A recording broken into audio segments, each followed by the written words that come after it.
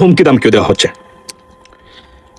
এবং serious diplomatic spat শুরু হয়েছে। সেটা হচ্ছে যে রাশিয়া বাংলাদেশকে ভারতের পক্ষ নিয়ে মুক্তিযুদ্ধে রাশিয়ার মানে ভারতের অবদানকে আপনার এই স্বীকার বা স্মরণ রাখার জন্য বাংলাদেশের গভর্নমেন্টকে তারা আপনার মনে করিয়ে দিয়েছে।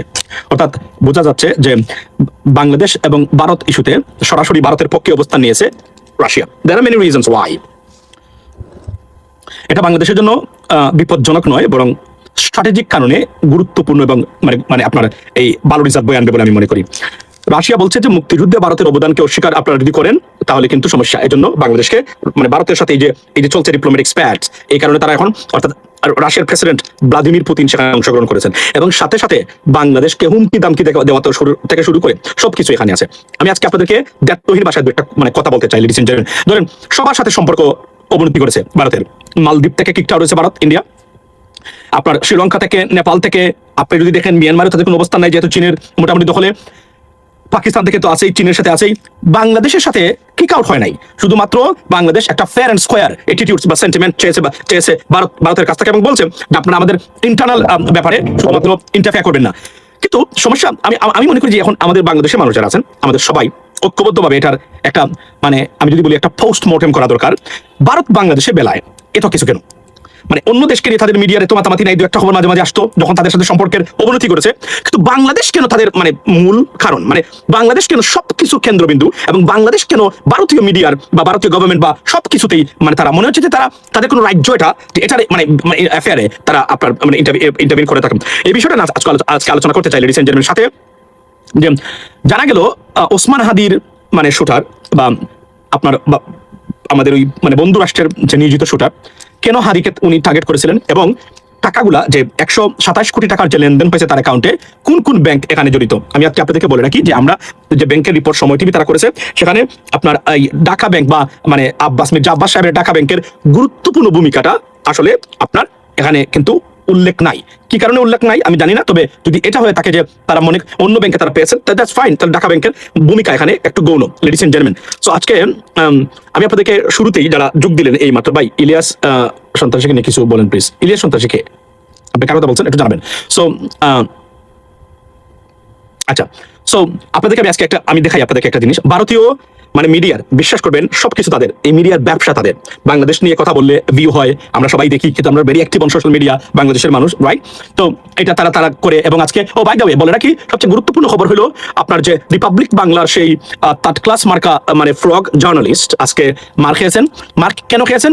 ভারতীয় পুলিশ মনে করেছে ওনাকে জঙ্গি মনে করে মানে পিটিয়ে পরে তারা সরি বলেছে আপনার এই যে ময়ূররঞ্জন ঘোষকে। সে রক্তাক্ত ছবি টবি দিল অথবা অন্য কারো রক্ত সম্মত লেগেছে, দু একটা বাড়ি হয়তো পড়েছে পিঠে, কিন্তু এটা গুরুত্বপূর্ণ না। কিন্তু সে দেখাচ্ছে সে মার খাওয়া সাংবাদিক, মানে অন দ্য গ্রাউন্ড গিয়ে রক্তাক্ত হওয়ার পরেও তার প্রফেশন মানে সে ছাড়তে পারে নাই। আচ্ছা, আমার প্রশ্ন হলো আপনারা বাংলাদেশের মানুষ যারা আছেন, think about that very quick. You know what? It's a problem. Again, it's a politician. Politics and politicians are the biggest problem for Bangladesh. কেন তারা মনে করে এখন পর্যন্ত যে কেউ না কেউ আমাদের মানে জন্য মানে বাংলাদেশে আছে? তারা মনে করে জামাত না থাকলেও এই দল আছে, সেই দল না থাকলেও এই দল আসে। মানে মানে আপনার ভারতের মানে পার্শ্ববর্তী যত আপনার নেইবরিং কান্ট্রি আছে এর মধ্যে সবচেয়ে বেশি ইন্টারফেয়ারেন্স বা মানে তাদের যে ইন্টারভিন করার মতো মানে এলিমেন্টস সবচেয়ে বেশি বাংলাদেশে। কেন জানেন? বিকজ আমরা নেপালের সাথে তুলনা দিই না। নেপালের রাজনীতি বাংলাদেশের রাজনীতিবিদের চেয়ে ভালো। হ্যাঁ, দুর্নীতি আছে, সমস্যা আছে, ছোট্ট দেশ, অনেকটাই গরিব বাংলাদেশ থেকে, কিন্তু আপনি দেখেন বা একটা হিন্দু রাষ্ট্র হিসেবে তারা ছেড়ে দেয়। মালদ্বীপের ব্যাপারে দেখেন, মালদ্বীপ কিক আউট করে দিল ভারতকে, বাট মিডিয়ার আলোচনা কতটুকু হয়েছে? যতটুকু হয়েছে ততটুকু কি বাংলাদেশের কেন্দ্রিক হয়েছে তাদের? না, কারণ স্ট্র্যাটেজিক কারণে বাংলাদেশ কতটা গুরুত্বপূর্ণ ভারতের জন্য। আর আমাদের সবচেয়ে বড় সমস্যা হলো এন্টায়ার সাউথ ইস্ট এশিয়াতে রাজনীতিতে ভারত যত দালাল তৈরি করেছে, সব দালাল বাংলাদেশে। রাজনীতিতে এত দালাল আমাদের রাজনীতিবিদদের ভিতরে, ভারতীয় দালাল, যে আপনি মোটামুটি 65% politicians this way that way directly ভারতের দালাল। এটা তারা সিস্টেম করেছে 1971 পর থেকে, যেহেতু মানে যুদ্ধ হয়েছে, এই কারণে এমনভাবে মানে ক্ষতিগ্রস্ত হয়েছে যে টোটাল রাজনীতিটাকে তারা তাদের নিয়ন্ত্রণ নিয়ে গেছিল। এখন নতুন বা জেনজির কারণে হয়তো তারা কিছুটা বিপদগ্রস্ত, কিন্তু আসলে আমরা খুব বিপদগ্রস্ত জাতি যতক্ষণ পর্যন্ত না নতুন প্রজন্মের রাজনীতিবিদরা ড্রাইভিং সিটে বসে দেশকে নিয়ন্ত্রণ করবে বা দেশ পরিচালনা করবে। এর বাইরে আমি এখান থেকে উত্তরণের পথ, আমি এই যে বুড়া রাজনীতিবিদ যারা আছেন মানে পুরখাওয়া 3 বার 4 বার এমপি হয়েছেন, Don't trust them except some people, some individuals, some politicians. এদেরকে ট্রাস্ট করবেন না, কারণ এরা কোনো না কোনোভাবে প্রথমত এরা ব্যর্থ, অযোগ্য, অপদার্থ, বুইফুর, এবং তাদের মানে যে মেধা দরকার রাজনীতিতে দেশ পরিচালনা করার জন্য তা জানে না। তারা একজন ভারতীয় রাজনীতিবিদদের হাতে গোনা, ধরেন খলিল আহমেদের কথাই বলি যদি, তারা ডিফারেন্ট। কিন্তু আপনি যদি দেখেন বাকি যে রাজনীতিবিদরা ভারতে কে মোকাবেলা করে, আজকে আমাদের মিডিয়ার অবস্থা দেখেন না কেন, আজকে ভারতের মিডিয়ার অবস্থা দেখেন আর আমাদের মিডিয়ার অবস্থা দেখেন। এই যেগুলো আসে কয়টা বাংলাদেশের মিডিয়া এগুলোকে ফলো করে প্রচার করে, এগুলো নিয়ে আলোচনা করে? ন্যূনতম নাই। কেউ তাদের ভারতে যেতে হবে 2 দিন পরে। এই কারণে তারা বইয়ে এই কাজটা তারা করতে চায় না কোনো। এর ভিতরে এলো এই 17 বছরে যে মিডিয়াগুলা মানে দাঁড়িয়েছে ভারতীয় দালাল, সবটি ভারতীয় দালাল। সুতরাং কোন না কোনোভাবে ভারতের টাচ আছে, সব না মানে বেশিরভাগ। সুতরাং তারা এখান থেকে বেরোতে পারে না, বেরোতে চায়ও না তারা। লেডিস এন্ড জেন্টলম্যান, আপনারা যারা এইমাত্র যোগ দিলেন, আমি আপনাদেরকে দেখাই। এই দেখেন, মানে এটা কি কলকাতা নিউজ, তাদের একটা মানে এই বদলুকের একটা হেডলাইন দেখেন আপনি, মানে কিভাবে কথাবার্তা বলে। সময় এসেছে ব্যর্থহীন ভাষায় বলা আমাদেরকে যে stop interfering in our internal affairs. Just stay away, leave us alone, and shut your fucking mouth. That's the word or sentence and advice or whatever warning we should give them.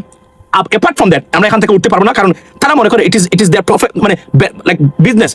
সমালোচনা করা অথবা আলোচনা করা, দুটো থেকে একটা থাকতে হবে। ভারতীয় মিডিয়া থেকে আপনি গিয়ে দেখেন নিউজগুলো এখন top to bottom, top level থেকে একদম নিচে লেভেলে শুরু করেন, সব জায়গায় বাংলাদেশ ইস্যু। একটা না, ডক্টর ইউনূসকে যা ইচ্ছা তাই দিয়ে তাকে আপনার মানে রঙ্গাত্মক ব্যঙ্গাত্মক তাকে কথাবার্তা বলছে। আমাদের মিডিয়াগুলা কিভাবে তাকে নিয়ে মানে আপনার নরেন্দ্র মোদী বা ভারতকে নিয়ে যে আলোচনা করে, তার যদি 10% ফলো করতো তাও বাংলাদেশের জন্য এটা খুবই বেনিফিট হতো। কিন্তু সেটা আমরা তো দেখতেছি না আমাদের মিডিয়ার কাছ থেকে। Media itself is the biggest problem right now, because তারা এটাকে শেষ করে দিয়েছে। আমি আপনাদেরকে ভারতের এই চ্যানেলটার শুধু মানে 20 সেকেন্ডের বক্তব্য শুনেন আপনারা। খেলা শুরু, একটানা অযাচিত ভাবে ভারত বিরোধিতা, হিন্দু নিধন, এই সব কিছুর জের এবার কি তবে টের পাবে ওই বিদ্বেষের দেশ বাংলাদেশ? কূটনৈতিক ভাবে কি এবার বেকায়দায় করতে চলেছেন পাকিস্তানের দালাল মোহাম্মদ ইউনূস? ঘরে বাইরে কতটা চাপে বাংলাদেশের শান্তি বিঘ্নিতকারী ওই নোবেল প্রাপক? আচ্ছা, এভাবেই আমাদের যত সম্পদ ছিল প্রতিটা সম্পদকে তারা নষ্ট করে এবং মানে নষ্ট করার চেষ্টা করেছে 1971 পর থেকে। শহীদ প্রেসিডেন্ট জিয়া রহমানের মতো ব্যক্তিকে হত্যার সাথে সরাসরি ভারত জড়িত। বিএনপির প্রতিষ্ঠাই করতে পারে নাই তাদের সময়, অদক্ষতা অযোগ্যতার অভাব ছিল বলেই তারা পারে নাই। আপনি দেখেন হাদির ঘটনা, যে হাদিকে যে হত্যাকাণ্ড সরাসরি কিভাবে একটা বড় পাওয়ার এখানে জড়িত। প্রতিটা ক্ষেত্রে যদি আমরা সময় নিয়ে আলোচনা করি, আপনি দেখবেন আজকে মানে হাদির ব্যাপারে শুনেন। হাদির কাহিনী হলো প্রায় 2 মাস থেকে তাকে হত্যার প্ল্যান করা হয়েছে, 2 মাস আগ থেকে। এবং এই 2 মাস আগ থেকে টাকা পয়সার লেনদেন, এই যে তার অ্যাকাউন্টে ব্যাংকগুলার ভূমিকা কি? এই যে ব্যাংক, এই ব্যাংকগুলা তো সবই আওয়ামী লীগের শাসন আমলে প্রতিষ্ঠা করা ব্যাংক। এই ব্যাংকগুলা সার পায় কিভাবে? অর্থ উপদেষ্টাকে এই জবাব দিবেন? বাংলাদেশ ব্যাংকে এই জবাব দিবে? যে ব্যক্তি দেখেন আইনের গরমিল এবং কি কাজ হচ্ছে, এই লোক গ্রেপ্তার হয়েছিল দেখেন অস্ত্র সহ সরাসরি চাঁদাবাজির কারণে 18 লক্ষ টাকা। এর মানে হি ওয়াজ ডেসপারেট ফর মানি। আপনি দেখেন তার অ্যাকাউন্টে 127 কোটি টাকার লেনদেন হয়েছে। যখন আপনি তাকে গ্রেপ্তার করেছিলেন তার আর্থিক অবস্থা এগুলা কি মানে খতিয়ে দেখার দরকার ছিল না?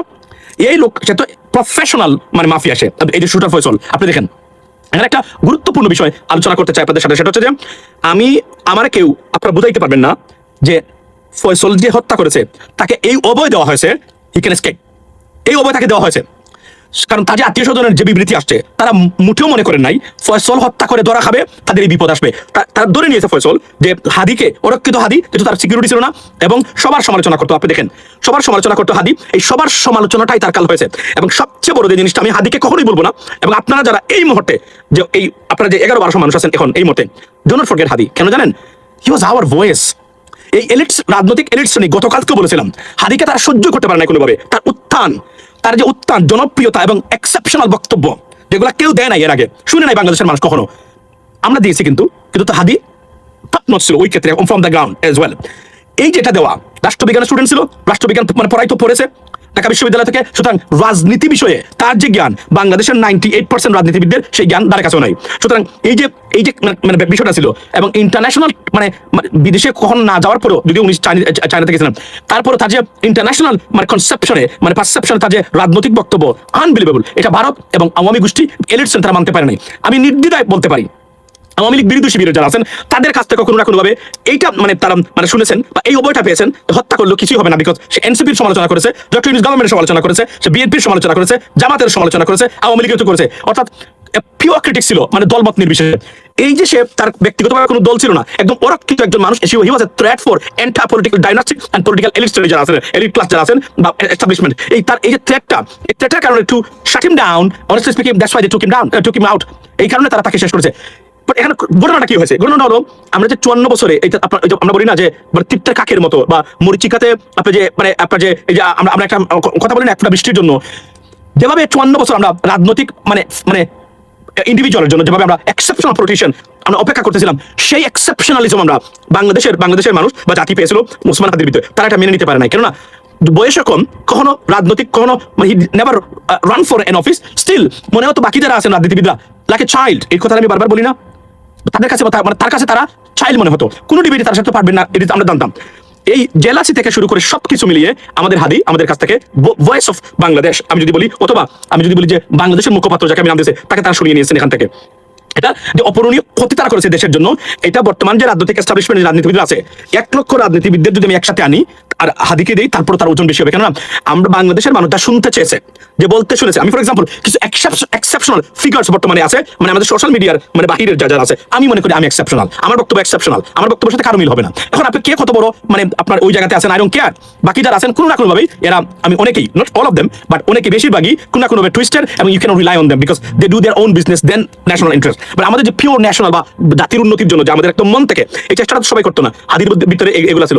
এই কারণে বাংলাদেশকে দমিয়ে রাখতে হবে। বাংলাদেশকে দমিয়ে রাখতে গেলে বাংলাদেশে কোনো দেখেন না, কোনো যদি মানে ধর্মীয় কোনো স্কলার উঠে তাকে কোনো যে কোনোভাবে হোক তাকে দেশ ছাড়া করতে হয়, যদি দেখেন তরুণ প্রজন্ম। কিন্তু সুখের বিষয় হলো তারা পারে নাই সেটা মানে কি করতে, মানে কন্ট্রোল করতে। এই স্ফুলিঙ্গের মতো বিস্ফোরিত হয়ে আপনার আমাদের নতুন প্রজন্ম বুঝে ফেলেছে। ফর এক্সাম্পল আপনি যদি দেখেন এস এম শাহরিয়ার কবির যে দিদি বদলুক যে ব্যারিস্টার, ওনার যে বক্তব্যগুলা, ফর এক্সাম্পল এই বক্তব্যগুলা কি আমরা অতীতে শুনেছি? কেউ কি বলেছেন যে শেখ মুজিবুর রহমান সাহেব উনি যে শপথ মানে আপনি যে প্রেসিডেন্ট হয়েছেন, শপথ না নিয়ে উনি প্রেসিডেন্ট হয়ে গেছিলেন? আপনি দেখেন, এবং আরো যে অনেক মানে বিষয়গুলো তুলে আনছে তার প্রতিটা ক্ষেত্রে এই কথাগুলো কি বলা হয়েছে? বুদ্ধিজীবী দিবস নিয়ে প্রমাণ সহকারে যে বক্তব্য আসছে, এই বক্তব্যগুলোকে অতীতে নতুন প্রজন্ম জানতে পেরেছে? কখনো জানতে পারে নাই। গতকালকে এই কথাগুলো বলেছি। সো এই যে জানা, এই তথ্য এবং এই লুকায়িত তথ্যকে এক্সপোজ করে দেওয়া, পাবলিশ করে দেওয়া, নতুন প্রজন্মকে ফিড করানো এবং তারা সেটা দেখা, তাদের চোখের সামনে এই মানে বিভ্রাটের বিষয়গুলো নিয়ে আসা, এটা আনবিলিভেবল। সেদিন আপনি দেখলেন একজন আপনার মুক্তিযোদ্ধা যিনি একজন আর্মি পার্সন ছিলেন, উনি ভারতে মানে গিয়ে সেখানে বলছেন যে এই যে ছবি আপনি দেখতে পাচ্ছেন, এই ছবিতে আমার বাংলাদেশের রিপ্রেজেন্টেটিভ কোথায়, যেখানে লেখা আছে ভারত, বাংলাদেশ এবং পাকিস্তান যৌথভাবে এখানে আপনার আত্মসমর্পণ বা সারেন্ডার অনুষ্ঠানে আপনারা থাকবেন, তাহলে বাংলাদেশের রিপ্রেজেন্টেটিভ কোথায়?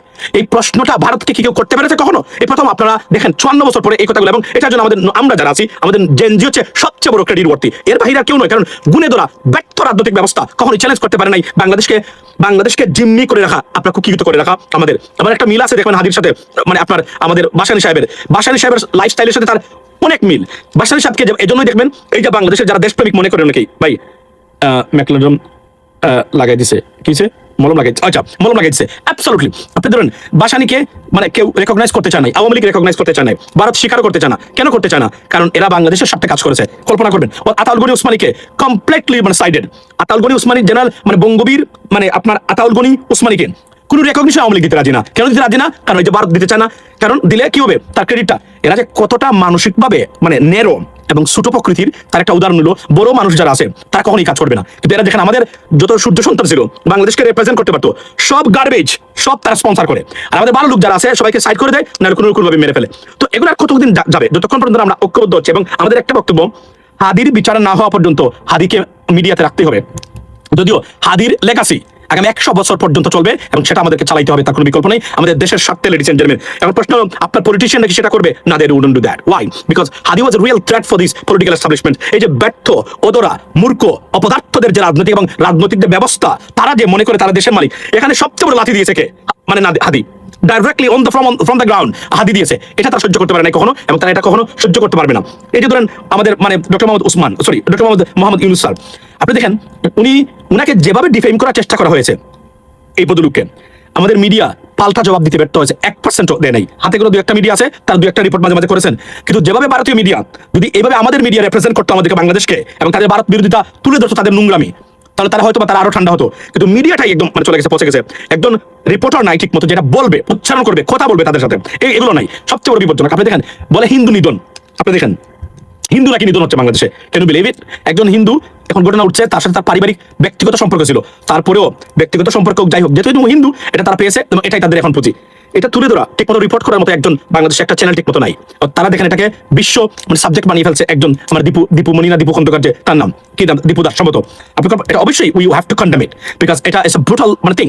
আপনি আইন নিজের হাতে তুলে দিতে পারেন না। ইভেন দো মানে যদি কোনো কিছু লিখেও থাকে ধর্মবিদ্বেষী, আপনি তাকে হত্যা করার অধিকার আপনাকে কে দিয়েছে? আপনি পুলিশের কাছে দেন, আর একজনকে লিখলেই মানে সেই ইসলাম ধর্ম চলে গেল।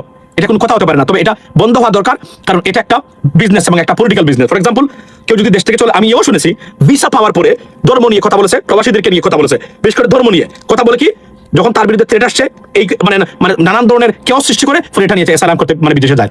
এগুলা পরিকল্পিতভাবে অনেকগুলো বিষয় হয়ে থাকে। তার ব্যাপার তো নিশ্চয়ই পরিকল্পিত নয়, বিকজ তার সাথে তার ব্যক্তিগত সম্পর্ক ছিল। এই সম্পর্কটাকে এখন রাজনৈতিক এবং ধর্মীয় মানে মানে আপনার প্রবলেম দেখার হিসেবে দাঁড় করানো হচ্ছে। আমরা যেভাবে আগ্রাসন বা যেভাবে ডিফেমেশন হচ্ছে, এই ষড়যন্ত্র থেকে বাংলাদেশের 18 কোটি মানুষকে যদি মানে বের করতে হয়, উই নিড গুড লিডারশিপ। দায়িত্বহীন ভাষায় এই প্রপাগান্ডিস্ট এবং নোংরা জাতিটাকে আমরা মোকাবেলা আমাদেরকে করতে হবে। এই নোংরা সাইকোলজিক্যালি স্ট্র্যাডক্স যারা আছে এদেরকে মোকাবেলা করতে হবে, আর না হলে বাংলাদেশ ইজ ইন ট্রাবল। এই জন্য আমাদের সত্যিকার অর্থে রাজনীতি দরকার। তারা মনে করে যে তাদের মানে বলো যুক্ত যদি পলিটিক্যাল এন্টাইটি বা পলিটিক্যাল পার্টিজ না হয়, এটা ভারত বিরোধী এবং এটা হচ্ছে আপনার হিন্দু বিরোধী। অথচ বাংলাদেশের হিন্দু ভারতের অনেক জায়গার হিন্দুর চেয়েও, আপনার নিম্নবর্ণের হিন্দুর চেয়েও আপনার প্রোটেক্টেড এবং সেফ মানে সেফ প্লেস আছে। আমাদের হিন্দু বা minorities well protected compare to any other মানে কান্ট্রিজ মানে on this planet, ladies and gentleman. But still আমাদের বিরুদ্ধে এই প্রপাগান্ডা মোকাবেলা করতে হবে আমাদেরকে ঐক্যবদ্ধভাবে। আমরা প্রতিদিন করতেছি। এই দেখেন আমি আমার ফেসবুকে প্রতিদিন আমি শেয়ার দিই বিভিন্ন জিনিস। খ্রিস্টানদের উপরে চলছে খ্রিস্টান নিধন এখন ভারতে। আমাদের মিডিয়ার উচিত ছিল না, আমাদের মিডিয়া উচিত ছিল না এই বিষয়গুলোকে তুলে আনা। কোথায় মিডিয়া? কুলাঙ্গরের জাতকুলা কোথায়? তারা যেভাবে একটা ঘটনাকে একদম এ টু জেড লিবারেল টু মানে রাইট উইং সবাই তুলে আনছে, বাংলাদেশের মিডিয়া কোথায়? আপনারা এই মিডিয়া এত ক্যামেরা, আপনি দেখবেন মানে ক্যামেরার আপনি যদি একজন মানে হিরো আলমের ইন্টারভিউ নিতে গেলে যে পরিমাণ ক্যামেরা থাকে আমি দেখলাম, বাকি তো বললামই না। এই ক্যামেরাগুলো কিসের জন্য, কি দেন আপনারা? রাইট, এটা তো সবচেয়ে ইম্পর্টেন্ট ব্যাপার। আচ্ছা, এনসিপি এখন কার একটা সংবাদ নেই, কারণ আমি তো এটাই বললাম যে আমরা খুবই পিছনে পড়ে যাচ্ছি, বিশেষ করে ডিজিটাল বা আমরা যদি বলি যে আপনার এই যে ডিজিটালি বা এদেরকে মোকাবেলা করতে গেলে। কারণ আমরা সোশ্যাল মিডিয়া অ্যাক্টিভিস্ট ছাড়া আর যে একজন যারা আছেন বড় বড়, এরা তো দালালি, এদের তো জানেনি তাদের একটা এজেন্ডা আছে। কেউ ভারতকে নিয়ে কোনো কথাই বলা যাবে না, কেননা তারা মনে করে যে মানে এটা এরা যদিও মুসলমান নামে বাট এরা মুসলমানের জাতি না। এরা আপনারা সবাই চিনেন এদেরকে, বিভিন্নভাবে বিভিন্ন এজেন্ডা নিয়ে এরা কাজ করে। মানে আমি বারবার বলি এদের নাম, লেডিস এন্ড জেন্টলম্যান। সো আচ্ছা, এখন আসি রাশিয়ার মানে ব্যাপারে। আপনি দেখেন রাশিয়া যেহেতু ভারতের সাথে এই মুহূর্তে সবচেয়ে বড়, ভারত তাদের পার্টনার, বাংলাদেশকে হুমকি দিচ্ছে। আমি বাংলাদেশের গভর্নমেন্টকে বলবো অনতিবিলম্বে এই থ্রেটটা যুক্তরাষ্ট্রে পৌঁছান বা ইউরোপিয়ান ইউনিয়নে পৌঁছান। It's much needed. এটা আমাদের যেহেতু মানে খেলা শুরু হয়েছে স্ট্র্যাটেজিক কারণে। এবং আজকে একটা খবর হলো যে পাকিস্তানের আপনার এই যে কি বলে, পাকিস্তানের একজন পলিটিশিয়ান উনি বলেছেন যে বাংলাদেশে যদি ভারত কোনো ধরনের ডিস্টার্ব করে মানে পাকিস্তানের অস্ত্র রেডি আছে ভারতের জন্য। উনি এটা বলেছেন। First of all, we do not want any war, we want peace. But যদি কোনো if we become the victim of any aggression by Indian government, we have to tackle it, we have to face it, definitely. In this case, we need an alliance.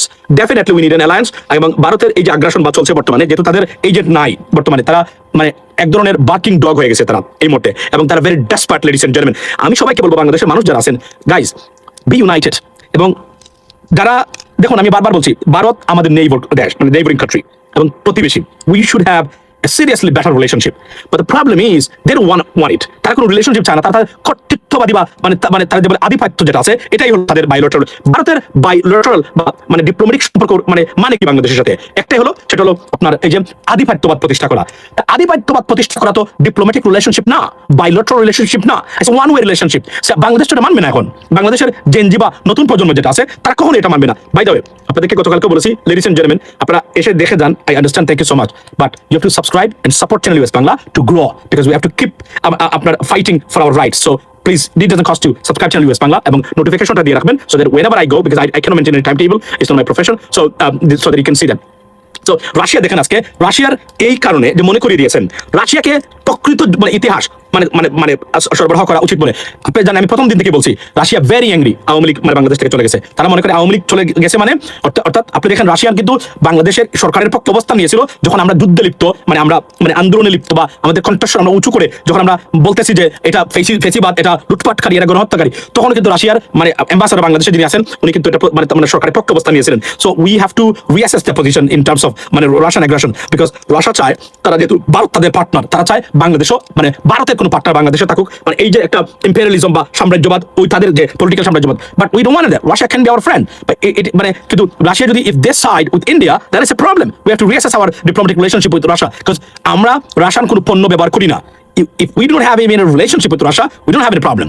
But আমরা মনে করি যে আমাদের মানে United states of America, European union, এটা বাংলাদেশের government মানে পররাষ্ট্র মানে মন্ত্রণালয় এটা জানিয়ে দেওয়া দরকার যে রাশিয়া এখানে ইন্টারফেয়ার করতেছে, তাহলে আরো বাস টুকবে ভারতের। এটা মাছ নিডেড। কেন মনে রাখবেন, শত্রু আমার বন্ধু, এর মধ্যে আমাদের সাথে সম্পর্ক ভালো আছে ডেফিনেটলি, ইউরোপিয়ান ইউনিয়ন, আমেরিকার সবসময়। সুতরাং কেননা হাদির এই ঘটনাটা সবাই কিন্তু রেকগনাইজ করেছে। বাই দ্য ওয়ে, আরো একটা তথ্য, সেটা হলো যে আমরা আজকে গতকালকে শেয়ার করছি কিনা আমি জানি না, যে আপনার খালিস্তানপন্থী যারা আছেন মানে শিখ সম্প্রদায়, তারা প্রায় 5টা দেশে মানে ভারতীয় এম্বাসির সামনে বাংলাদেশের হাদির পক্ষ নিয়ে তারা আপনার বক্তব্য দিয়েছেন, গতকালকে বলেছি, আজকে যারা নতুন এখানে আছেন তাদের উদ্দেশ্যে আমার বলা, সেটা হচ্ছে যে তারা মনে করেন যে বাংলাদেশে ভারতীয় আগ্রাসন এবং হাদির হত্যার সাথে সরাসরি ভারতের হাইকমিশনার জড়িত। গতকাল রাত্রে আমি বলেছিলাম এই বক্তব্যটা, এবং তারা প্রতিবাদ করতেছেন বিভিন্ন জায়গাতে। পাকিস্তান থেকে এই প্রতিবাদটা আসছে, এবং তুরস্ক, পাকিস্তান এবং চীন এবং সহ সবাই অ্যাক্টিভলি দেখতেছে।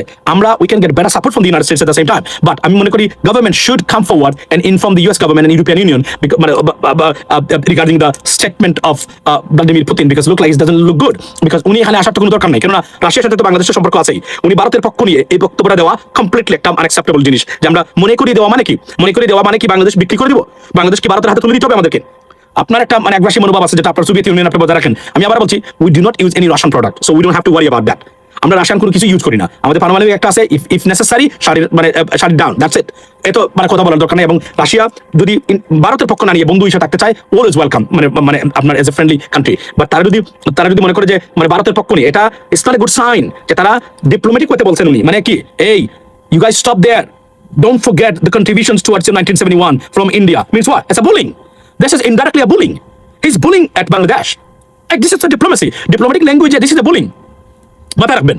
সো এটা it should be unacceptable. So এটাই আমি বলছি। এবং সেকেন্ড থিং, আরো একটা জিনিস হলো যে ধরেন, আচ্ছা এখন আমার প্রশ্ন হলো যে ব্যাংক যারা আছেন, সরকারি ব্যর্থতা এখানে দেখেন 100, আপনি দেখেন তাকে যে টাকা দিয়েছে, আমরা জানতে চাই তাকে মানে 1,42,00,000 টাকা সে তুলে ফেলছে, মানে প্রায় 2 সপ্তাহ আগে মারার জন্য, মানে তাকে হত্যার আগে 2 সপ্তাহ মানে আগে সে তুলে ফেলছে, অর্থাৎ মানে এই শুটার ফয়সল। এখন দেখলাম সে ওয়াজ এ মাফিয়া। তার জামিন কিভাবে হলো? যারা জামিন তাকে করিয়েছেন হাইকোর্ট থেকে, আপনারা যে এই যে বিবেকহীন কাজ, এই দেশটা কিভাবে এগোবে? এদেশের রাজনীতিবিদ নামদারি হারামজাদারা এদেশের কত বড় দুশ্মন, এবং দেশের মানুষের কত বড় দুশ্মন, বিশেষ করে করাপ্টের অপদার্থ রাজনীতিবিদরা কত বড় দুশ্মন আমরা, সেটা প্রমাণ করেছে তারা বারবার প্রতিটা ক্ষেত্রেই। আজকে যারা রাজনীতি করার সুযোগ পাচ্ছেন, আপনারা সবাই ভুলে যাবেন না, এই হাদিদের কারণে আপনাদের আজকে রাজনীতির সুযোগ আসছে। আর না হলে জীবনে কোনোদিন শেখ হাসিনাকে নামাতে পারতেন না, শেখ হাসিনা এখানেই থাকতো। কিন্তু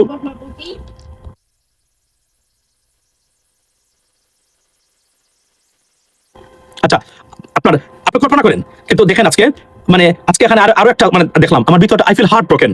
বিএনপির একজন ব্যক্তি, একজন নেতা, উনি আপনার ওয়াজে উনি গিয়া বক্তাকে বলতেছেন হাদিকে নিয়ে ওয়াজ না করার জন্য। আমি এই দৃশ্যটা দেখার আগে, আমার বিশ্বাস করেন, আমি না দেখাটা আমার ভালো ছিল। আমি এতটা আঘাত পেয়েছি। হাদি আমাদের বাংলাদেশের কণ্ঠস্বর। কোন দল, কোন রাজনৈতিক ব্যক্তি যদি হাদিকে নিয়ে বিরূপ মন্তব্য করে, আমি একজন সোশ্যাল মিডিয়া অ্যাক্টিভিস্ট, বিশেষ করে আমাদের এই আপনার দুলকানায় সাহের ভাই, আপনি কিন্তু you are you've been posting for a long time regarding Hadi, and very negative post. Please do not do that. Stop. Hadi is our emotion. Hadi is Bangladesh. So, কোনো ধরনের কোনো কিছু করতে যাবেন না, এটা বিপদ আপনাদের ডেকে আনবে। আমি আবার বলছি, হাদির বিষয়ে কোনো ধরনের স্যাক্রিফাইস করা হবে না, কোনো কম্প্রোমাইজ করা হবে না। এই জায়গায় আঘাত দিবেন মানে আপনি দালাল ভারতীয়, আমি বুঝে দিব আপনাকে। সুতরাং কেয়ারফুল থাকবেন কারা বন্ধু সেজে দুশ্মনী করতেছে এই মুহূর্তে, কারণ Hadi is our emotion. If you do not understand Hadi is our emotion, the voice of Bangladesh, then you are in trouble. মানে আপনার ব্যাপারে কথা আছে, তাহলে আপনি সমালোচনা করতে অন্য কারো করেন, কিন্তু এই জায়গাতে হাত দিবেন, যেই হাত দিবেন না কেন, আমি আপনাকে আমার দুশ্মন মনে করবো, আপনি যে দলের হন না কেন। এটা দায়িত্বহীন ভাষায় সুস্পষ্টভাবে বলতে চাই, বিকজ উই আন্ডারস্ট্যান্ড পলিটিক্স, এবং আমরা জানি হাদি কি ছিল। এই 21 কোটি গরিব, অসহায়, মূর্খ বাংলাদেশীদের কণ্ঠস্বর এবং ভবিষ্যৎ ছিল হাদি। তাকে শেষ করে দিয়েছেন আপনারা সবাই দায়ী। এই রাজনৈতিক এস্টাবলিশমেন্ট, রাজনৈতিক ব্যবস্থা, টোটালি আপনারা রেসপন্সিবল ফর ইট। কিন্তু আপনাদের অবহেলায় আমাদের হাদিকে রক্ষা করতে পারেন নাই। আপনাদের মতো 200 জন মারা গেল, আমাদের কিছু হতো না। ইয়াস, কিছু হতো না আমাদের। কিন্তু আপনারা দেখেন আমাদের হাদিকে আপনারা রক্ষা করতে পারেন নাই। আপনারা 200 না 300 জন যদি কেউ মেরে ফেলে, I don't care about that, because you are useless, you are not fit for the purpose, you are not our people, right? We don't care. আপনাদের আমাদের দরকারও নাই। আমাদের 10 জন হাদি হলে বাংলাদেশ চলে। That's what we need. 52 বছর আপনাদেরকে আমরা দেখেছি, আপনারা কি করেছেন, কোথায় কে কি করেছেন। এই দেশটা এখনো ভারত, আপনি দেখেন কিভাবে আমাদের গর্দনের ভিতরে ধরতে চায়, কিভাবে দেখেন আমাদেরকে কামসে ধরতে চায়। তারা কিছুই নাই তাদের অস্তিত্ব, তারপরে এখানে বসে বসে কি প্রপাগান্ডা করে। তাহলে আপনারা মনে করেন এরা আমাদের বন্ধু। আমি আবার বলছি, ভারতের এই গভর্নমেন্ট বিশেষ করে জীবন আমাদের বন্ধু হবে না। এই সরকার কখনোই আমাদের বন্ধু হতে পারে না। এটা ভারতীয় পার্লামেন্টারি কমিটি রিপোর্টে উঠে আসছে, তারা বন্ধু হবে না কখনো। আমাদেরকে যেটা করতে হবে, আমরা যদি স্ট্রং হতে পারি, আমি আবার বলছি, ইন্টারনাল পলিটিক্যাল সিস্টেম যত বেশি স্ট্রং হবে, যত বেশি সাস্টেইনেবল হবে, তত বেশি ভারতের আগ্রাসন থেকে আমরা মুক্ত থাকতে পারবো।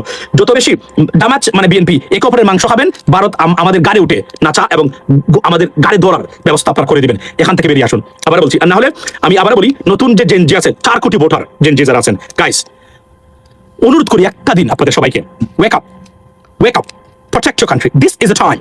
হাদি দেখিয়ে দিয়ে গেছে, হাদি আমাদের মানে আমাদের হাদির ভয়েস এবং হাদির যে লেগাসি, আমাদের যে কন্ট্রোল, হাদির যে সাবজেক্ট তুলে ফেলছিল, এটাই আপনাদের সাবজেক্ট। এর বাইরে যারা বলেন হাদির বিরুদ্ধে গিয়ে, এরা আপনাদের সাবজেক্ট না, এরা আপনার সন্তানের সাবজেক্ট না। হাদি বাংলাদেশের সাবজেক্ট ছিল, হাদি বাংলাদেশের কন্ট্রোল ছিল।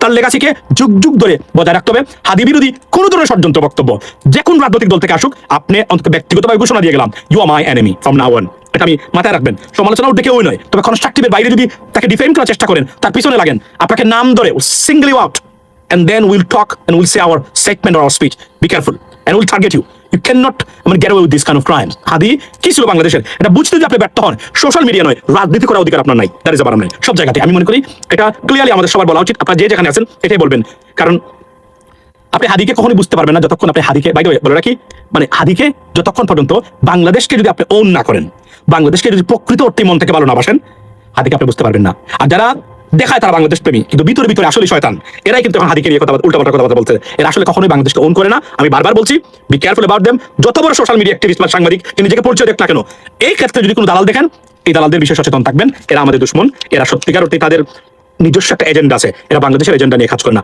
এই বিষয়ে আমি সবাইকে সচেতন করবো। আবার বলি, do not forget to subscribe channel US Bangla, because you guys you got to help to grow this channel, because we have to keep doing our fight, our spread our agenda, ladies and gentlemen. So আমি একটা জিনিস হলো আবার বলতে চাই, সেটা হলো যে বিশ্বাস করেন, আপনি যদি বাংলাদেশকে ওন না করেন, হাদিকে মনে হবে হাদি কিছুই না। আর যখন আপনি ওন করবেন, বুঝবেন, আপনি আন্ডারস্ট্যান্ড করবেন, প্যাশন থাকবে, দেশপ্রেম থাকবে আপনার ভিতরে, আপনি প্রতিদিন একবার হলেও কান্নাকাটি করতে হবে তার জন্য। এমন কিছু কথা বলে গেছে 54 বছরে, আপনি যার শব্দ শুনেন নাই, আমি বলেছি, তবে এটা তো এভাবে প্রচার পায় না, যেহেতু গ্রাউন্ড না। কিন্তু সে যা বলেছে আমাদের রিপিটেশন করেছে সে। আমরা এই কথাটা বলে আসছি, আমরা আইনি শাসনের কথা বলছি। এই যে ধরেন প্রবাসীদেরকে নিয়ে যে রিফর্মেটিভ যত বক্তব্য আছে, সেটা আমার বক্তব্য এগুলো। এটা এখন যাচ্ছে, সরকার যাচ্ছে, বলছে সব। আমি বলেছিলাম, আমি 8 বছর আগে তুলেছিলাম যে ভারতীয়রা যদি 50,000 টাকা দিতে পারে, বাংলাদেশের 8 লক্ষ টাকা বিদেশ কেন যাবে? ওয়াই? এটা উত্তর দেন আমাকে। কেন আপনি আমার লাগবে কেন? এই সিন্ডিকেট লাথি মেরে ভাঙতে হবে। এটা তারা দুটো জায়গাতে সবচেয়ে বেশি প্রফিটেবল এবং পয়সা বানাচ্ছে এই দুর্বৃত্ত পলিটিশিয়ানরা। আপনাকে আমি কি বলবো, আমি একটা রাজনৈতিক দল করার একটা দলই ঠিক মতো আমি ঠিক করতে পারিনি। আমি মনে করি আমার সাথে যায় না এরা। সরি টু সে দ্যাট, আমি প্লিজ ফরগিভ মি গাইজ, আমার ভুল বুঝবেন না, এটা আমি বলতে বাধ্য হলাম। আমি দেখলাম, আমি অনেক কন্ট্যাক্টও পেয়েছি যে আমাকে বলা হয়েছে, বাট আমার দিলে সায় দেয় নাই। কোথায় বলবো, কি বলবো? তারা যা বলে ওটা আমাদের হিসাব না, আমাদের হিসাব অন্য ধরনের। কিন্তু যদি হাদি থাকতো বেঁচে, হাদিকে নিয়ে আমরা একটা রাজনৈতিক দল করতাম। আপনাকে আমি বলি নাই হাদি মৃত্যুর আগে, গুলি খাওয়ার আগে, যে আমার একটা নির্দিষ্ট পরিমাণে অ্যামাউন্ট আছে, আমি কিছু বাংলাদেশের কিছু কণ্ঠস্বরকে, হোক 10,000 হোক 15,000, আমি তাদের নির্বাচন তহবিলে দেবো। আমি হাদির জন্য রেখেছিলাম, বলছিলাম যে আমি ইচ্ছা করেছিল যে আমি গিয়ে তাকে তার পকেটে দিয়ে আসবো। এর মানে না যে আমি তার প্রতিপক্ষ যে প্রার্থী আছে তার বিরুদ্ধে অবস্থান করি। এর মানে হচ্ছে তার যে রাজনৈতিক আইডিওলজি বা agenda, this is my agenda, this is my countries agenda. এবং আমি মনে করি এই কণ্ঠস্বর এবং এই ব্যক্তিগত ইন্ডিভিজুয়ালগুলো বেঁচে থাক যুগ যুগ ধরে। এর বাইরে বাংলাদেশের পরিবর্তন আমি দেখি না, আমি আশাও করি না। যদি করতাম তাহলে আমরা ইতিমধ্যেই সে পরিবর্তনটা আমরা পেতাম। It's not possible anymore. এবং আমি লিখিত দিতে পারি আপনাদেরকে, বর্তমান রাজনৈতিক যে ওল্ড ফ্যাশন পলিটিক্স আছে, এর পলিটিক্স দিয়ে বাংলাদেশে কোনো সুশাসনের জন্য যে পরিবর্তন, সেটা আর দ্বারে কাছে যেতে পারবেন না এরা। Impossible. Why? Because they leadership যারা মনে করে পরিবর্তন করবেন, তাদের যে সাইকোলজি এবং সেন্টিমেন্টাল বক্তব্য আমরা দেখি, সেখান থেকে আমি হতাশ। আমি মনে করি না তাদের, আপনি যতক্ষণ পর্যন্ত এই লিডারশিপ ইন্ডিভিজুয়ালি তারা পরিবর্তিত না হবে, ততক্ষণ পর্যন্ত আপনি পরিবর্তন আনতে পারবেন না। আমি বারবার বলছি, যতক্ষণ পর্যন্ত এলিমেন্ট, যেটা বলি নাই আমরা বলি নাই যে মার্কা নয়, ব্যক্তি দেখে ভোট দিন। কেননা মার্কা পরিবর্তন আনতে পারে না, ব্যক্তি পরিবর্তন আনে। সুতরাং মার্কা একটা বায়বীয় বিষয়, এটা কোনোদিন পরিবর্তন আনতে পারবে না। যে ব্যক্তি মার্কা তৈরি করে, যে ব্যক্তি মার্কা যে রেপ্রেজেন্ট করে মার্কাটা, ওই ব্যক্তিকে আপনাকে ভোট দিতে হবে। আপনি মার্কা যদি আপনি মার্কা দেখে ভোট দিলেন, কিন্তু 100টা ছাগল মার্কাটা পরিচালনা করে, ছাগল দিয়ে তো আর যাই হোক হাল চাষ হয় না। হবে যদি এটা যদি বিশ্বাস করেন, তাহলে আপনি মার্কা নয়, ব্যক্তি দেখে আপনাকে ভোট দিতে হবে। তবে কোনো রাজনৈতিক দল যদি সেটা বলে, সেটা ভিন্ন জিনিস। আমি আবার বলছি, আই ডিফার উইথ ইউ। কিন্তু আপনি ইন্ডিভিজুয়ালি আপনাকে বিশ্বাস করতে হবে, কোনো অবজেক্ট বা কোনো বস্তু পরিবর্তন আনে না। বস্তু যিনি বানায়, যিনি প্রেজেন্ট করে, প্রডিউস করে, সে পরিবর্তন আনতে পারে। কারণ ওই বস্তুটা কিভাবে সে বানিয়েছে, শুধুমাত্র ওই ব্যক্তি যিনি কারিগর, উনি এটা বানাতে পারেন। সো আমরা এখান থেকে উঠে আসি। এবং আমি আবার বলছি, এখনো যে রাজনীতিটা দেখতে পাচ্ছেন, 54 বছরের গুণে ধরা রাজনৈতিক ব্যবস্থা, এর মাধ্যমে কতটুকু সুশাসনের পরিবর্তন আসবে, I have a doubt about that. আবার বলছি, যদি আসতো, আপনি দেখেন এই যে বিচার বিভাগের যে, আমি বারবার বলছি, আমরা সবাই যারা সুশাসন জানেন, রাষ্ট্র সংস্কার বা রাষ্ট্র ব্যবস্থাপনার সম্বন্ধে আইডিয়া আছে, তারা জানেন রাষ্ট্র টিকতে গেলে রাষ্ট্রকে তার যে এলিমেন্টস আছে, elements that build the state or the elements of the state, এগুলো যদি আপনার শক্তিশালী এবং সত্যিকার অর্থে সাস্টেনেবল না থাকে, this state can not be sustainable. Whatsoever, এটা প্রমাণিত। সুতরাং আমরা চেয়েছি এটাই জন্য হোক। লেডিস এন্ড জেন্টলম্যান, আজকের বক্তব্যটা হলো এই জায়গাতে। হাদির লেগাসিকে we have to carry through for a long time. Why? Because his legacy is the legacy of Bangladesh. His voice was the voice of Bangladesh. His voice was the voice of the mass people of Bangladesh. His voice is the voice of your next generation, ladies and gentlemen. So we get to carry through this voice. It cannot be forgiven or forgotten, right? Because এটা যদি হয় তাহলে আমাদের বাংলাদেশের ভবিষ্যৎ মুক্ত উপড়ে পড়বে। এবং বারবার বলছি আমরা we need a big team to assess India because India is going to be the biggest troublemaker for Bangladesh. Trust me. এটা সবসময় হবে এবং আমাদের আগামী জেনারেশনের জন্য হবে। We need a solid, we have to discreet and completely separate from Indian aggression and Indian influence. Then we can tell them that you are my friend, but you have to treat us as a friend. That's what it is. আর কোনো ভূমিকা আপনার নাই। আপনার কি লাগে বলেন? আমাদের যদি ক্ষতি না হয় এমন কিছু এবং আপনার কোনো উপকার হয়, we are always here to help you. If not, just stay away from us. That's the bottom line. যেভাবে মালদ্বীপ বলেছে, যেভাবে শ্রীলঙ্কা বলেছে, যেভাবে নেপাল বলেছে, যেভাবে ভুটান বলেছে, যেভাবে obviously চায়না পাকিস্তান তো অনেক দূরে, আমরা যদি এভাবে করতে পারি এবং তাদের মিডিয়া আমরা থেকে মুখ ফিরিয়ে নিয়ে অন্যদিকে চলে যায়, unless there is a problem with or something security concern for India, I understand that they have a right to talk about that. If not, they should stay away from Bangladesh. That's what it is from me, ladies and gentlemen. In advance, thank you so much for joining. Right now it's too late also. একজন কি বলছেন? আচ্ছা, জয় শ্রীরাম জয়, দেখুন ভাই, জয় শ্রীরাম আপনার ধর্মীয় slogan হতে পারে, বাট হিন্দু ধর্মের স্লোগান জয় শ্রীরাম নয়। যারা প্রকৃত হিন্দু ধর্ম সেটা জানেন, আপনারা জানেন যেটা জয় শ্রীরাম সত্যিকার অর্থেই এটা মানে হিন্দু ধর্মের স্লোগান নয়। এবং আমরা গতকালকে বলছি, আবার বলছি, এটা হচ্ছে মূর্খ হিন্দু যারা মানে প্রচন্ড সুপারস্টিরিয়াস বা সুপারস্টিশনে যারা ভোগেন তাদের মানে স্লোগান হচ্ছে এটা, বুঝছেন? আর আমাদের মানে এটা সাধারণত কোনো জ্ঞানী গুণী প্রকৃত সনাতন ধর্ম মানুষ যারা আছে তাদের স্লোগান না। একদম নিম্ন শ্রেণীর হিন্দু যারা উগ্রতা বিশ্বাস করেন ওই ধরনের মানুষের মানে জয় শ্রীরাম আসলে তো it is nothing but a bogus জয় শ্রীরাম। আপনার হিন্দু ধর্মের প্রকৃত হিন্দু ধর্ম, let's the real Hinduism prevails, ladies and gentlemen. That's what we say. এবং আমরা চাই সেটা, কারণ কোনো ধর্মই সত্যিকার অর্থেই মানে আপনার খারাপ কথা বলে না, কিন্তু ধর্মকে যখন আপনি যখন একটা মানে একটা যেটাকে আমরা বলি ট্রান্সফর্ম ভার্সন অফ রিলিজন আপনি নিয়ে আসবেন, this is a problem. This is fundamentalism in the name of Islam, in the name of Hinduism, in the name of Christianity, in the name of Judaism, whatsoever. This is a problem. Otherwise, every religion is